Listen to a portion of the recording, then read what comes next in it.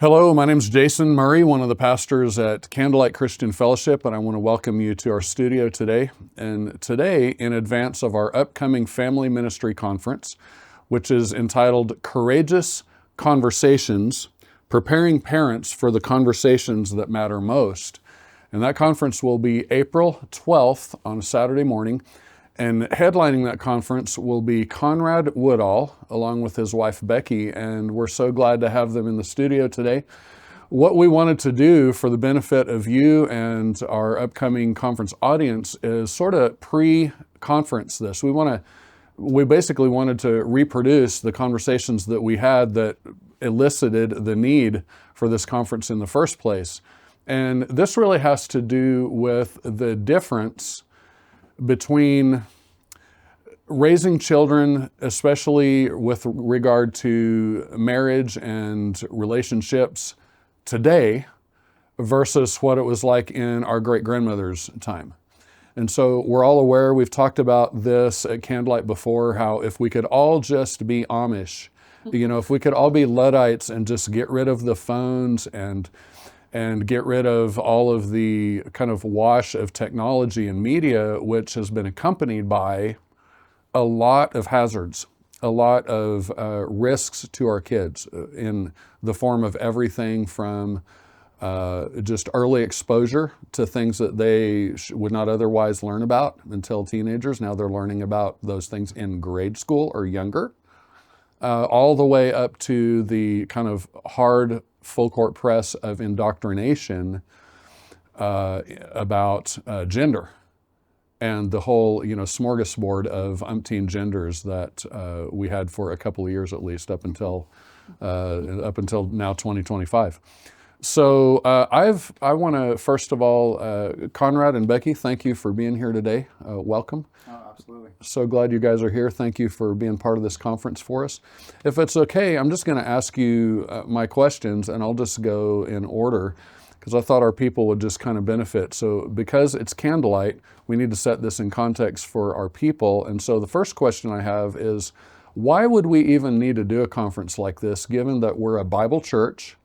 And so we're in Kootenai County, which is kind of like the Bible Belt in the Northwest, where there's a church on every corner. And even if we wanted to not look too closely at comparing denominations or forms of doctrine, certainly when it comes to wanting our kids to be what we would call raised in a traditional family with solid, clear, traditional gender identities, and we might even say biblical values writ broadly, we're all going to agree on that.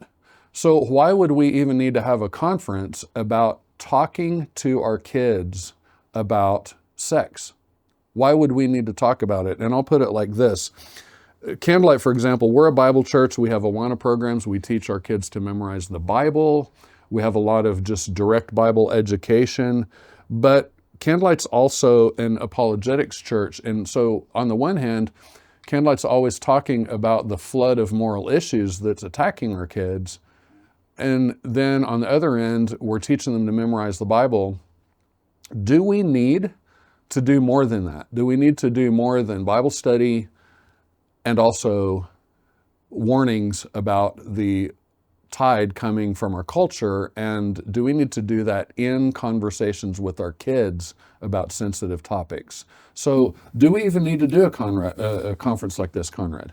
Yeah, it's kind of interesting. You brought up the Amish on the way over. When I was driving over, I was thinking about this, and I was like, even the Amish went out and voted.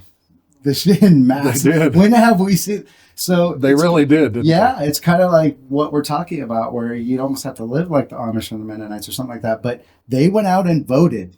Yes. Because of exactly what we're talking about.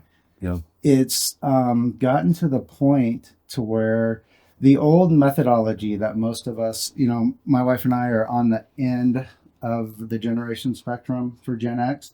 And so we were all raised fairly consistently, hard work, hard ethic, proud Americans, grandparents were Depression era, right? Yeah. So we all had those values, kind of that last generation that had outdoor time and play and some freedom. Drinking from a fire hose. Yeah, exactly. Yeah. Sorry, from a water hose. Yeah, that's right. Not the fire hose. That's a different, yeah. Yeah, I mean, that, that's gone.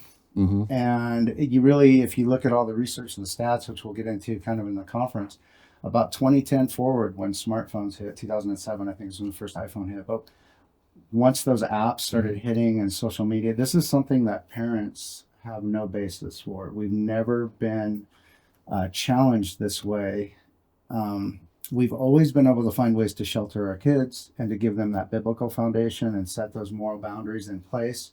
Our parents never faced this, No. and their parents never faced this, and No. we don't know anyone in living memory that's faced anything like our kids being exposed to alternative concepts of marriage and even sexuality from early age. We just don't have any frame of reference for it, do we? Right. Yeah. And that's where I think when Becky and I were navigating this as just parents ourselves, we started just thinking outside the box. That's kind of our personality. We recognized that was an issue. And I tackled it from a safety perspective because kids are really comfortable with that. From the time they're toddlers, we use safety as a mechanism to introduce them to, not sticking something in a light switch or touching something hot. Don't take rides from strangers. Correct. Yeah. So that's how we kind of navigated the topic, and it seemed to work out well. The purpose is to just, I think, share ideas. That's really what we need to do. It's not necessarily there's a right or wrong, so to speak. We're not coming at it that way, but I think we do need to think outside of the box. And one of the things I love about Candlelight is your willingness to do that. In the presentation with Eric that we just had. Oh, Eric Metaxas, yeah. I mean, he really kind of called that out with some of the other churches that are really just sticking in the box. And there are so many issues coming at us that we've got to operate outside of that a little bit to be able to navigate it for our kids. Yeah, agreed. And I'll ask Becky, I'll kind of loop you into this really quick here in a second. I know that when I first saw you, Conrad, it was on my phone on a video because Paul's then assistant Liz had said, I've got a man online here who is an educator, former law enforcement, who is talking about the striking and disturbing similarity between the grooming tactics of perps that you had discovered on the law enforcement side versus public school education in the very arenas we're talking about. And my attention was captured immediately because it's not just that our kids, it's not just that we're being forced to have these conversations early. The public education system is actually trying to teach our kids that we are behind the eight ball. Right. They have seized the initiative and taken the initiative away from us. And so I'm constantly hearing this at Candlelight where, like Pastor Paul will address an issue from the pulpit, but it's already weird for families to know that their kids might be hearing about a topic. Like, let's just use the word pornography, for example. Paul used that word at church at the fair one time, and some of our young families were frustrated because it was the first time any of their kids had heard it.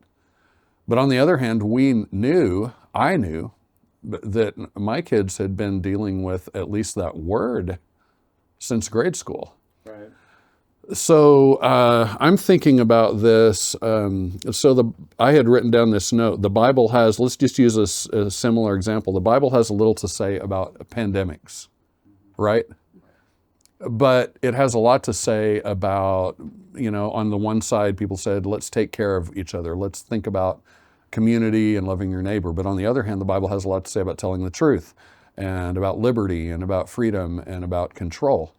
And so Candlelight did not shrink from taking the biblical knowledge that many of us have memorized and even taught our children from the cradle and kind of crunching it up and distilling it into wisdom that's not directly quotable from the Bible, but is indeed based on the Bible. So, in inviting you guys here, we're really interested in hearing the wisdom distilled from you and Becky's experience. So, speak to, if you will, how, like, there's lots of things the Bible doesn't talk about with regard to these conversations. How young do you explicitly model to your kids affection between mom and dad? You know, questions like that. That's tactical questions. And then how much talking do you do about it? And do you do it proactively, or do you wait until they ask you, or do you do both, and when? So maybe speak to that a little bit, because I know that you guys touched on that even our conference about a year and a half ago. But just talk a little bit to the topics that the Bible doesn't address, but that you guys have had to learn tactically. Yeah, I mean, that maybe comes into the teamwork conversation a little bit. Yeah. That you were. First and foremost, I think that Conrad and I have always presented as a team in front of our kids. I think United front. An iron front, yes, and we dig our heels in because we need to show that there's no fracture there that our kids can pick up on. Kids are smart. Which they will. Kids are smart. Yeah. They'll find a little bit, you know, mom's more of a doormat and dad's more strict, so I'll always go to mom and mom will make the decision, and then dad's like, I wouldn't have agreed with that. And so it's important that when, especially with the bigger topics, that we have already kind of discussed hypotheticals, and we're already saying, like, how do we feel about this? Because there's actually a generation gap between the two of us as well. I'm actually a very, very new millennial. Okay. Like on the millennial side. I just crossed the border. I was going to say, that's right up on the yeah, so border, technically 80 was the cutoff, and I'm an 81. And so... You might even be a zillennial. There's like a zone there where it's overlapped. Yes. Yeah. But I was raised definitely in the more traditional Gen X. And so I do see things from both perspectives. Mm-hmm. So we have interesting conversations on how we deal with how we treat our kids. Like, I was more a proponent of letting my daughter, when she was younger, to have an iPhone. And he was like, I don't think she's ready yet. And so we discussed how we were going to make There's almost like a liberal-ish openness on the millennial side and a conservative-ish impulse on the Gen X side. Am I wrong to note that? And it's funny because when we moved up here, at that time we were in Northern California, which the reason why we moved up here is the town that we lived near, Rockland, which, you know, I grew up in a 1,000-person town in the foothills. Everybody thinks California, if you haven't been there, everybody thinks it's like big city. Northern California, there's very much like this. Yeah. You grew up in Reagan era California. So God and guns and family and hunting and outdoors. Mm-hmm. Yeah. So, you know, if we were up here at the time we had this conversation, there is more community support up here for pulling phones, keeping phones and screens away. Where we were at, our daughter was getting ostracized in her school for not having them. And that's the battle you have, where the kids are then attacked if they don't have the technology. So then we had to navigate that component, and we decided to go ahead and let her have it, but then we were highly involved.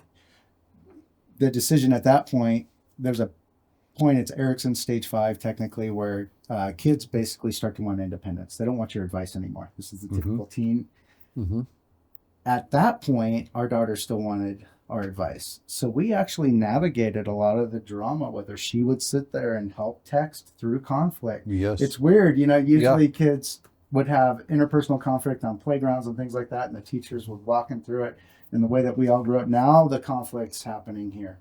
And it's much that's more very interesting, because I haven't thought about this until just now, but I have called that kind of online drama and text drama and Reddit drama, and, you know, the media that they're on now is different, but it's actually, a lot of it is just their current version of normal playground relationship forming and building, kind of hierarchies of managing authority, dealing with conflict, dealing with all of that, but it's happening online now. Yes, and that's part of why this generation is so detached, and why this generation is so disconnected, because in playground conflict, you present an argument, or kids are naturally impulsive. So impulsivity means you insult somebody or you say something, but you get that immediate feedback through body language. So there's a loop there where you go, oh, I've actually hurt this person. Yeah. And that loop becomes part of a frame of reference that's still matchable and reproducible in the real world. Correct. Which may not be the case online. Right. No, it's definitely not. That's why we call these kids the keyboard warrior generation. They say all these things and they're so hurtful to each other, but they don't recognize it because they're not there. They're not actually seeing the pain that they're inflicting. Right. And it's all self-reinforcing because they prefer not to be there. Mm-hmm. And they are not required to be there. Yeah. Right. And most of the time, they never even have to look the person in the eyes. They never even get that personal, you don't have to see the person next day in school. You don't ever have to interact with them. So being a keyboard warrior is easy if you don't ever suffer the consequences for it. Interesting. As we're talking about child development in this vein, I'm actually also thinking that some senior citizens ministry needs this kind of conversation too. Like I know a lot of keyboard warriors who have more gray hair than I do, and we have not yet figured out that all caps is shouting. Yeah. That's but this is actually, so let me add in another layer here then, since we've already kind of gone there, and this will dovetail into my other two questions. And I'll just combine them. Whenever I talk to the pastoral team about doing a conference like this, they reflect immediately the questions that we always get from our people. And so it's always these two questions. When we are talking about kind of catching up with the culture and prepping our kids for this, the pushbacks are always, number one, how do we protect our kids' innocence? And number two, granted that we've already lost some of that and we're kind of behind the eight ball on that, how do we catch up with their lost innocence and recover it in a paced, measured way that is developmentally effective? And so, for example, in my home, and since my kids still live at home and are maybe in the sound of this podcast, I don't want to get too specific, but like, I now have 4 young adults. My youngest daughter's about to turn 18. She still lives at home. And I would say that almost all of their knowledge of the real world is online. Yeah. All of it. And we came to this late. And Karen and I'm 55, my wife is 50, and we had our first kids when I was 33 and she was 30.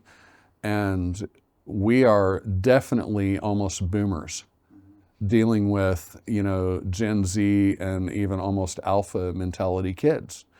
And so we're trying to writ large, we're looking at families in our church and our community, and we're trying to help parents both recover and salvage their innocence of their kids, while not sheltering them overly, while actually using the tools we have as Christians and as a community, whether we're thinking about the Christian component or not just the community component, we're trying to actually let the development happen out of a healthy innocence.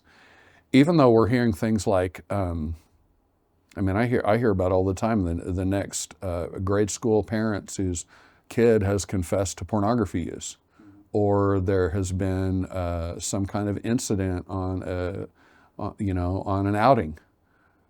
This is the real world now, and it's happening younger and younger. So just speak to the innocence component and the developmentally appropriate component. And as part of why we need to do a conference like this. Yeah. That's a very nuanced approach. So when we were working with the kids, I had a lot of background to help me. I've been teaching and working with kids since I was in high school myself. I was a daycare teacher. Yeah, tell us a little bit about that as you go too. Yeah, so then I taught my 2 jobs in college. I was a daycare teacher and I taught martial arts for my first instructor. Then I went on to open my own martial arts school that I had for 18 years. So I was constantly involved with kids in different aspects. You get a lot of ADD, you get a lot of autism kids in there because the doctors say, hey, go take martial arts. And then in law enforcement, I worked in a big city in Sacramento. She's been an ER nurse and a sexual assault response nurse, and we've both been highly involved in dealing with sexual assault and trauma. She was growing up, I was a youth mentor. So I worked in high school. I worked with junior high, and in junior high, I was a mentor to elementary kids. So it was always that. Well, and you both have been in all of those worlds long enough to see the changes. Changes, Yeah. absolutely. and then now, of course, I'm a vice principal at a charter school, so Yeah. still working with kids. Yeah, And in we've that got role, we've, I handle. we've got many Candlelight families under your umbrella there Yeah. at Kootenai Classical. Yeah. Yeah. So, I handle, because of my background with my master's is in forensic psychology. So I've studied it academically, seen child abuse firsthand as a cop. And now I handle pretty much the majority of the disciplines. So I'm constantly dealing with the conflict. I'm our suicide prevention coordinator. So I set all that up. I head up our intervention team, which means I kind of respond to the tough issues that are going on in the school. Yeah. So it's just, there's a lot there. But I developed a whole curriculum when I was running my martial arts school that was kind of age-based, and we did that with our kids. So there are ways to teach, if you use safety as kind of what you're going to tether that to. You can Which it's sad that you have to do that, because we're already talking about, like, pardon me, but we're talking about incipient early formation of sexuality. Yep. And kind of gender bonding and formation, right? But then it's already a safety issue. Yeah, and I think that's the hardest thing for parents to navigate, is because I was talking to Sarah, before this, and it's funny because up here, obviously, we're very pro Second Amendment. Idaho has a lot of guns, and if you come from a state like California where they don't want guns, or they want you to, lock your gun up in this safe and your ammo in that safe and your magazines, how is that self-defense? Yes, it's not. So That's right. Here is you teach your kids about guns. You don't keep them innocent to it or ignorant to it. You teach them about Yes. it, so that That means they're going to have handled one. They're going to have seen it. They will have to have, and there's risks there. correct. But that risk is moderated quite a bit by engagement, right? Right. And you base it on age, and you do certain things, right? But the hardest thing for parents to navigate is what's being forced on us. Like you said, not just from other peers, but from schools, the school systems in general, media. It's just so pervasive that I think that's the hard thing. Is it's something that's being forced, that we're having to navigate, that you just don't want to have to navigate. But that's head in the sand. I mean, it is too pervasive. We're trying now finally to pull back on media, and then we're setting laws. Our school has been a no cell phone school. It's really interesting to go watch our playground, because the kids can bring their phone, but it has to be turned off in their locker. They don't have it all day long. Well, Idaho just passed legislation. They're trying to get all the schools to do that. They're even offering, I think it was a $5,000 grant. We'd already done it to try to get other schools to do it, right? I wonder where they got the idea. Yeah, I don't know. But our kids on the playground, they play. They have touch football games going on. They get in conflict over picking It's teams. almost like a time capsule. It is, yeah. And they push each other too hard at times, and then the conflict breaks out. Yes, and they're learning to navigate it. And then they're in my office, and we're talking about it, and we focus on, right and wrong, and have them shake hands. And this is exactly what we want to hear about at this conference. I'm realizing right now, and you mentioned Bonhoeffer a little bit ago. Christians are notorious, of course, for this, because by dint of thinking biblically, as the society has drifted from biblical thinking, then obviously we have the sense of being attacked, or the sense of our values being warped, and so our kids. This is what we're talking about. But the reality that you said it a minute ago, I can't remember exactly how you said it, but you said that head in the sand. The danger of putting our head in the sand is probably the greatest on this issue of conversations with our young kids. And I will confess to you that Karen and I, with our 4 now young adults, have really kind of boomered this one. I mean, I cannot remember what my mom and dad said to me about this topic. I know they said something, but it wasn't well said. It wasn't, I just remember trying to tune it out because it was weird, and then kind of finding out what I found out in random ways. And so we've kind of ended up doing that with our young adults as well. And so far it appears by the grace of God that it's working out okay, partly because we have our kids in a community, and the community is getting better at taking care of all this from several sides. And of course that includes education, which is y'all's wheelhouse. But we want to remedy that. We want to, part of this conference is helping Candlelight's families be intentional about pulling our heads out of the sand in the ways that we are most almost compelled to keep them in the sand. Like, it's actually, I really don't even know how I would advise young moms and dads to start talking about this, but you have touched on it, and maybe I'll kind of let you guys kind of wrap up our little time today by maybe giving some specific topics and or tactics that you guys have tried, if you've given any thought to that. And I guess I'm talking about, like, maybe the first time one of your kids asked a question or came home with something weird, how did the united front work? Who initiated the conversation? How did you talk through it? How explicit were you? Did you use euphemisms? How did you decide? That's where this conference is going to go, because all of our people, they already get Bible. And Right. as I noted, they already get Bible, and they already get some of the defensive apologetics, but tactics is where we're really going to be looking for guidance. Mm-hmm.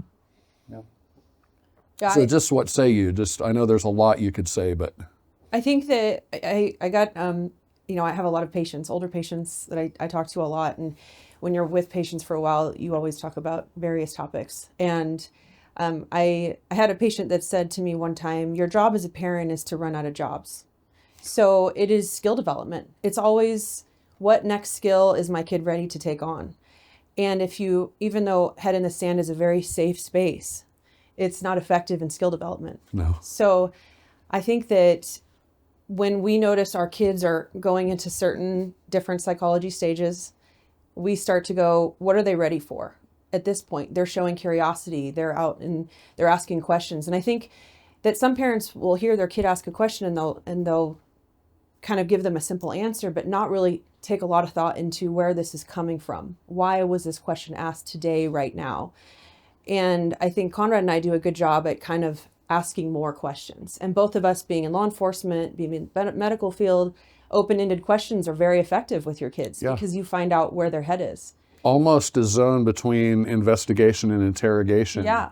Right? Like you're using questions very intentionally and relentlessly, right? Yeah. Yes. Well, and there's another thing that we do, and over time you'll prove a track record. So we let our children make mistakes, but Ooh, that's terrifying. I agree with you 100%. I kind of even know where you're going. I've even said for years, the home is a laboratory for mistakes. Yes. Like that's the best its place to make purpose. them. Yeah, you want them to make mistakes where they can still benefit from your help. yes. Yeah. And so when we've navigated certain decisions where they're dealing with something, either her or I have said this many times, I look at my kids at a certain point when we're debating, and I will say, I have given you all the information you need to know to make the right decision. Now you can make whatever decision you want to make and learn from it. And that statement, whenever they've gotten to the point to where they've tried that a couple of times and it turned out bad, predictions were accurate, to where now when we say that, they go, Yeah, they already know. They know the right answer. Yeah, it's almost a pre-surrender at that point. mm-hmm. Yeah. Well, and see, this is going to be of interest too, because we may find time to talk, especially as we have kind of a question and answer section to this conference. We may talk about the emotional management of this by parents, because even as you're talking about this right now, I know that it's not easy for a parent to create that kind of decision-making space. Leave it open there for your kids. Watch while they fail, Yep. and then come in without heat, Yeah. right? Or at least without inappropriate heat. Yeah. When you see them fail, because you want them to try again. You want them to come back and try again with you, Yeah. with mom, And kids with need mom to and fail. with dad. They really yeah, that's do. right. I mean, the best lessons are learned from failure sometimes. And you just hope that the failures they make aren't so consequential that they ruin their life. But it's well, we've talked about that. The biggest challenge is when those issues are in conflict with biblical teachings and faith, right? So that's when it really comes to a head. Mm-hmm. And I've always handled that. When we talk about that in terms of faith, we talked about this before. I always try to remember, I am not the judge of my children. I am not the judge. God is the judge. And so that's a very hard hair to split. It is very hard. Parents, it is very difficult because but that is what happens, especially when you're talking about something like premarital sex or things like that. You're literally butting up against our biblical teachings and what we're trying to encourage in our children as the foundation. Mm-hmm. And sometimes those mistakes cross those borders, and you have to remember that you are not their judge. Mm-hmm. It is very difficult. Yes. But you have to pull back. And we've had, we've talked about before in the prior conference, we've had challenges. Our son was born with a cancer. It was 4 years off and on treatment. And we worked together and things like this. At that period of time, she made a comment to me. She said, I do not have the emotional strength to discipline him, but he needs discipline. And wow. And it was difficult for me too, but we had a 4-year-old, so we had a toddler and we had a newborn with cancer. And we had to, for her health, to show that, a lot of times when parents have a sick kid, all of the attention in the family goes on the kid. And then you end up down the road with this one involved in all the bad behaviors and things that you don't. You end up with what's called an identified patient, and then the family becomes a system around that identified patient instead of what we would just call a family. Correct. Mm-hmm. So we specifically did things to really focus on making sure that we were handling that. So when he needed discipline, which is, talk about difficult, but you got to discipline him. Doesn't matter that he's got cancer. You have to discipline him for him and for her. Because our daughter's watching. She's watching. Like he can get away with stuff, but I couldn't get away with it, and that creates divide within the family. Yes. So why are you treating him so different? Do I need to be sick to get that kind of treatment? Yes. And you're not going to explain that fully. There's no way psychologically a 4-year-old can understand cancer. Mm-hmm. So we couldn't just logically explain if she was a little older, right? So you have to really navigate those things and have some foresight on what the psychological implications are.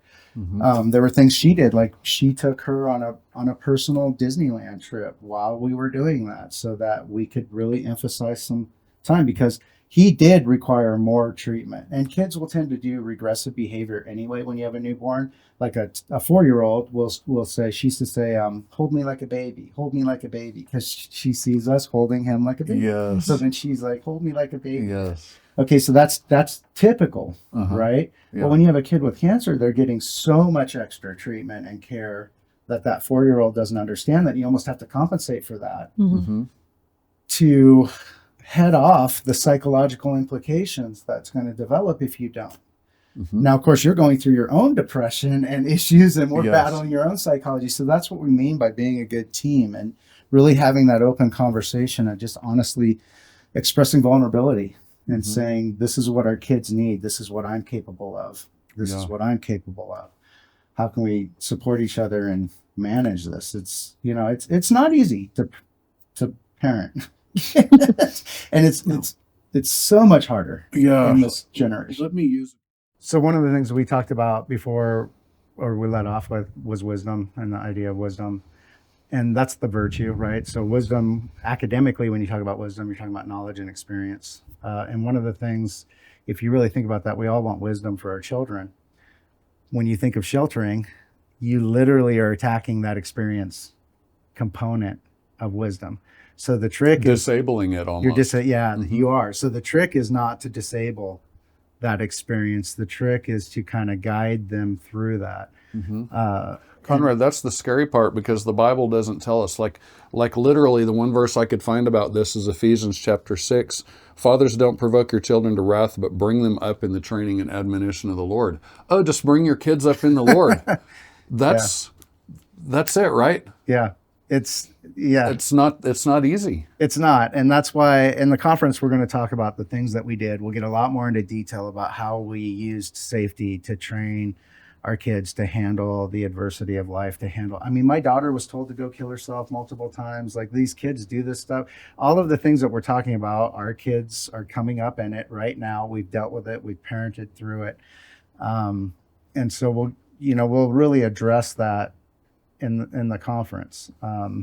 It'll Man, I'm getting, even as you say that, I'm getting nervous because I don't want to get into those details. Like, Yeah. there's a part of me that is anxious about that. And I know that our families are mirroring that, but yet we're going to go in yeah, deep because we need to, right? absolutely. I think we have to go back to, it takes a village.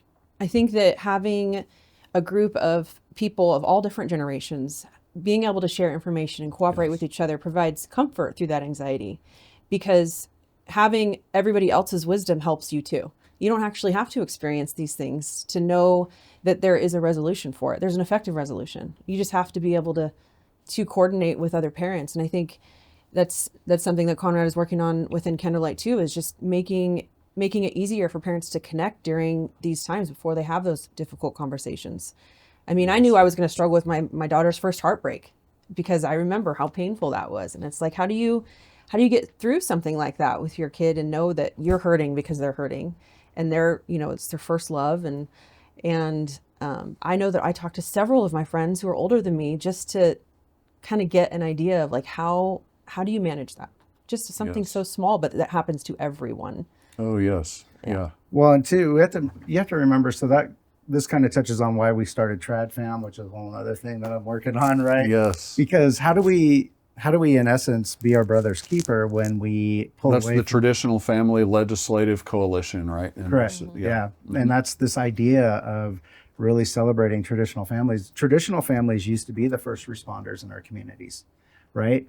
When Johnny was running up and down the street kind of causing problems, there was, moms up and down the street. Everybody knew where Johnny belonged, Yeah. and anybody could just... Yeah. The gas station attendant would call someone's mom at the house, Yeah.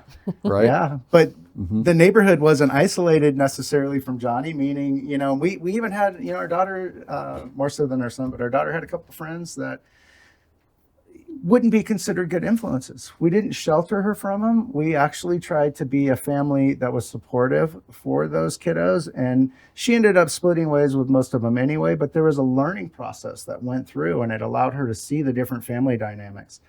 And we, took that on to try to help those other kiddos. My daughter has gone and picked up girls late at night. I've gone and picked up kids. My daughter's come to me and said, "Dad, somebody needs a ride. It's 2 a.m." Just encouraging them to be open about that.